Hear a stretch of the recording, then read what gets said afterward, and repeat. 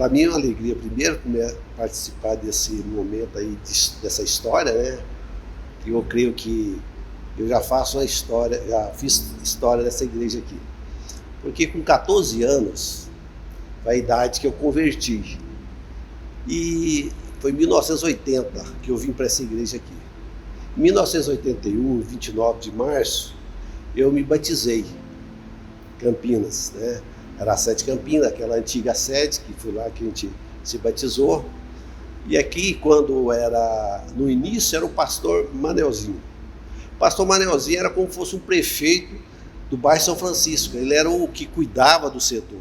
Ele não era só a preocupação religiosa aqui, mas o social. Eu lembro que ele ajudou nós até na questão da cesta básica, que era Coab, era antigo. Quando eu me casei, ele dava todas as assistências. Uma das qualidades maiores que o pastor Manelzinho nos deixou, que a gente nunca esquece, era a frequência de visita que ele fazia.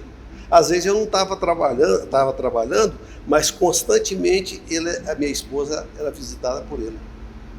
Ele tinha uma dedicação assim que era fora do comum, pastor determinado, né? Então o pastor Manel, quando ele passou por essa igreja aqui, já teve alguns momentos de transferência, foi para o Barracoiá, depois para o setor Perim, aí outros pastores entraram aqui. Sabe, o bairro São Francisco ser um bairro assim tão perseguido na área da prostituição, de tantas coisas ruins, os pastores que entraram aqui não foi bem sucedido. Então, quando estava problema com os pastores anteriores, quem que era para levantar esse trabalho? Novamente o pastor Manel. Então, por várias vezes, a gente deparamos com essa situação. O pastor Manelzinho era aquele que ele amava esse setor aqui. Ele tinha um amor muito grande. Então, teve um período que foi trocado de pastor, antes do meu casamento um pouco, que era o pastor José Rodrigues, que era lá de 55, ele vendeu a igreja para Campinas e ele veio para cá. Pensa num homem que é muito difícil, cercou a igreja que era muito pequena, pôs o portão, isolou, ele às vezes dirigia, os vices dirigiam o culto, ele nem não ia na igreja, e chamava a atenção das equipes de louvor na hora de cantar os hinos, vocês estão cantando errado. E nesse período eu aproveitei o embalo, foi um período que eu retirei aqui do bairro São Francisco e fui congregar no Jardim, no Bonfim. Por que eu fui para o Bonfim? Porque minha esposa congregava lá. Aí eu conheci ela lá. Ele falou, eu vou casar lá, mas morando aqui. A hora que eu casar, eu volto para o bairro São Francisco, porque eu tinha essa determinação de estar aqui. Porque toda a vida eu amei esse lugar aqui. Eu lembro que quando era solteiro ainda, com 15 anos, era o vice da mocidade aqui. Quer dizer, eu já tive uma história aqui, sendo um jovem bem novo, e nessa igreja aqui ajudando a mocidade. Tem umas coisas que eu lembro do pastor Manel, que bem no início, que ele era muito crítico, né? Ele gostava de brincar demais. Eu entrando pela frente da igreja, eu estava com alguma coisa na mão. Quando eu cheguei perto dele, ele falou, eu achei que você tinha convertido, estava no chapéu, porque ele usava um chapéuzinho e achou que, não, achei que você tinha convertido. Uma coisa assim que ele era muito brincalhão. A gente sempre foi muito amigo dele, como os demais pastores que passaram por aqui, mas nós nos identificamos muito, desde o início, a irmã Jesuína também, né? Quer dizer, pessoas que eram do nosso meio. A gente tinha um amor muito grande, desde quando os primeiros carros, que a gente era garageiro, eu ajudava ele a comprar os carros dele e tal, aquela amizade. Mas o pastor Manel, ele teve outra uma coisa que aconteceu aqui comigo, que eu tinha 16 anos. Aí cheguei no pastor Manelzinho e falei, pastor Manelzinho, eu tô querendo namorar. E ele falou assim, você tá muito novo, E eu falei, pastor Leozinho, eu sou muito homem. E falei bravo com ele. Quer dizer, um namoro que durou 3 meses só e acabou, mas assim, era um relacionamento que a gente tinha, que como se diz, tudo que a gente fazia, a gente falava com o pastor, né? Aprendi foi isso, né? E ele, com aquele jeito de brincadeira, nos ensinou muita coisa, né? Depois, um período que retornamos aqui com ele, e depois teve uns períodos que a gente se ausentou muito, ia pouco na igreja, foi consagrado a diácono, porque teve um período que eu ajudava na Cruzada Nova Vida, com meu pai, né? E aí ele queria que eu fosse pelo menos um diácono, que era um cinegrafista da época, mexer com som, essas coisas. E aí pediu para o pastor Manelzinho levar eu a diácono. Aí o pastor Manelzinho falou, olha, eu levei você, mas não foi por minha vontade, não. Falou, desse jeito. Falei, mas que pastorzinho, hein? Mas assim, depois ele foi dando um apoio pra gente, teve um período assim que ele achou que a gente estava preparado para ser consagrado a presbítero, e eu não aceitei, não. O pastor, não quer não. Não quer ser presbítero, não. Agora não. Depois teve umas transferências aí, o pastor Zumar veio para cá, a gente pegou amizade, porque sempre a gente tinha amizade com os pastores que passaram por essa igreja aqui. Fez um excelente trabalho aqui, cresceu a igreja, animou. Quer dizer, cada pastor tem a sua característica. Então o pastor Zumar foi muito importante nessa obra aqui para o crescimento dessa igreja. E o período também que ele queria que a gente viesse fazer parte dos obreiros, né? Para poder ser pelo menos um presbítero. Só que igual eu tinha uma dificuldade imensa para falar no microfone, tinha uma vergonha, eu relatei que às vezes eu escondia atrás de uma pessoa maior no final da fila dos bancos, para não ser visto pelo pastor que estava às vezes na frente do trabalho, para ele não dar oportunidade para mim estar dando às vezes um testemunho, alguma palavra lá na frente, porque eu tinha dificuldade. E a gente não entende, assim, tímido, dificuldade. Aí depois, eu acho que em 90, o pastor Carlos veio para essa igreja.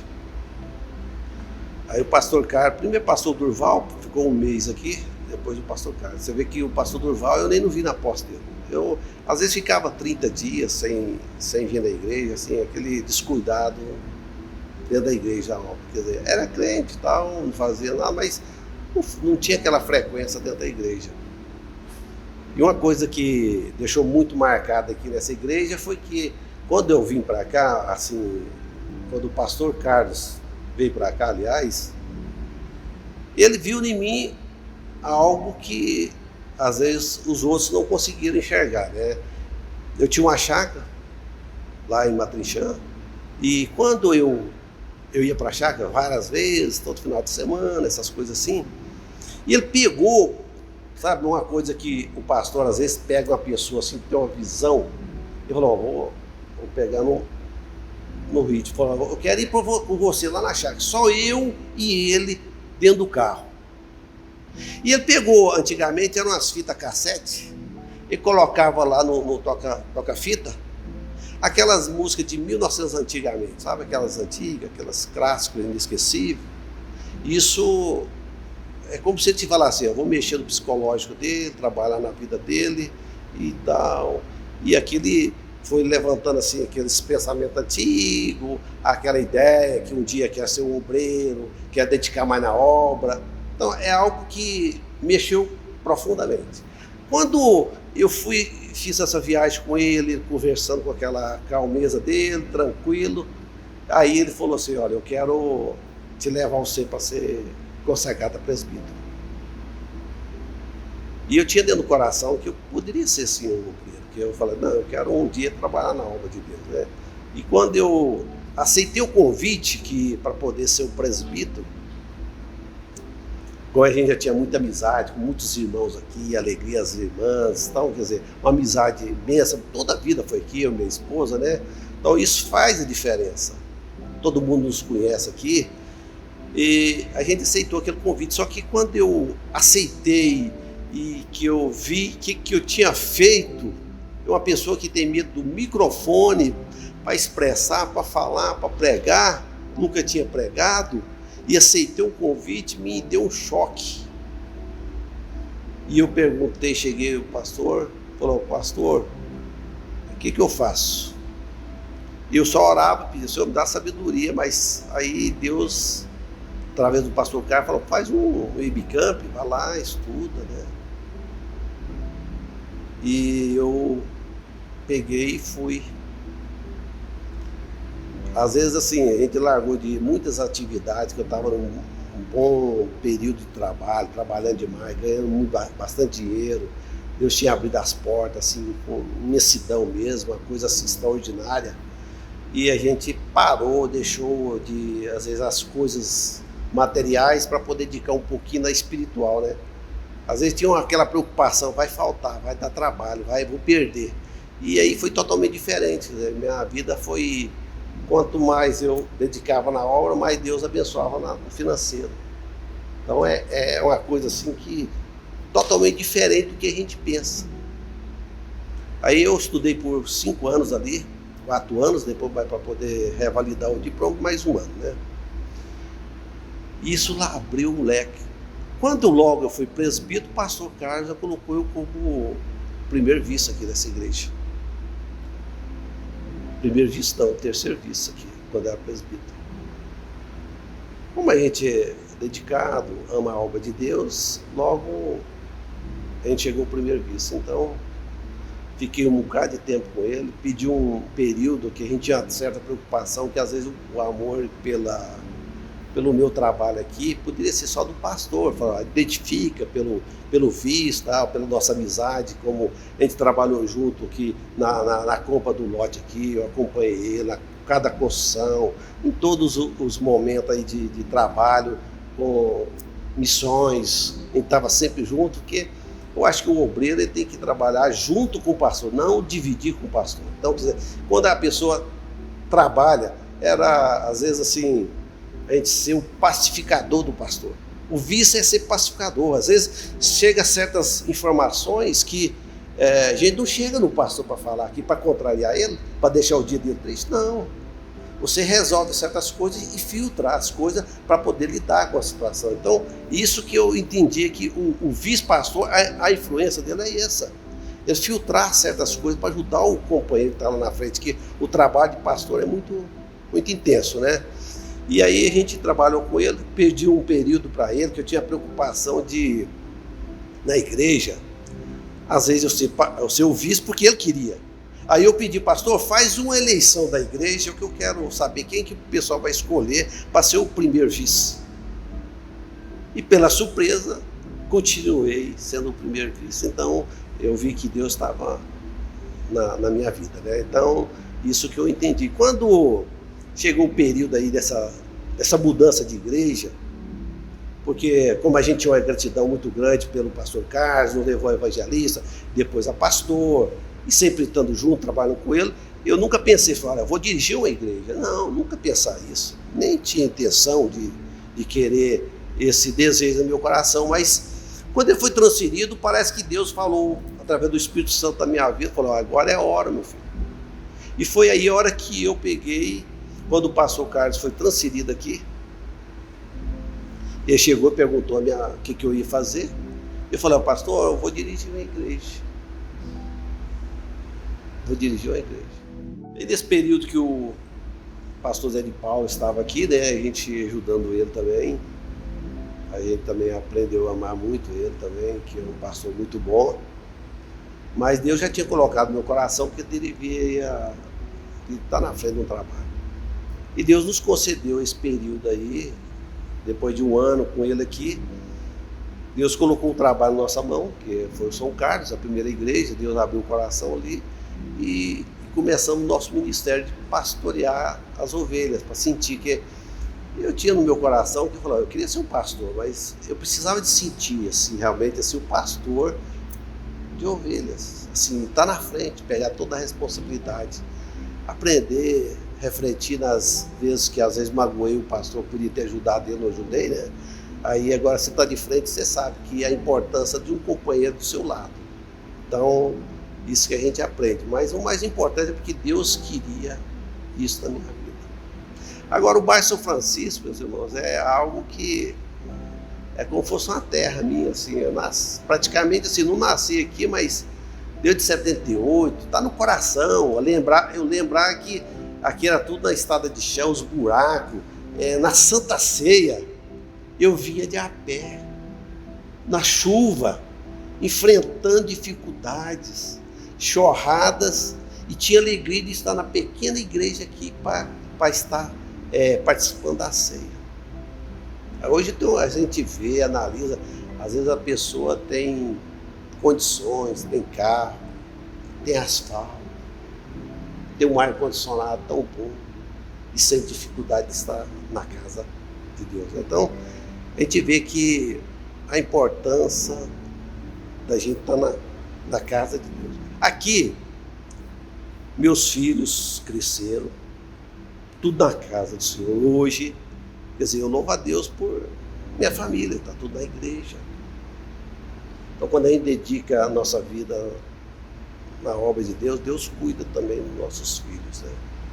Então, eu vejo isso aqui no bairro São Francisco. Eu amo esse setor, esses irmãos aqui.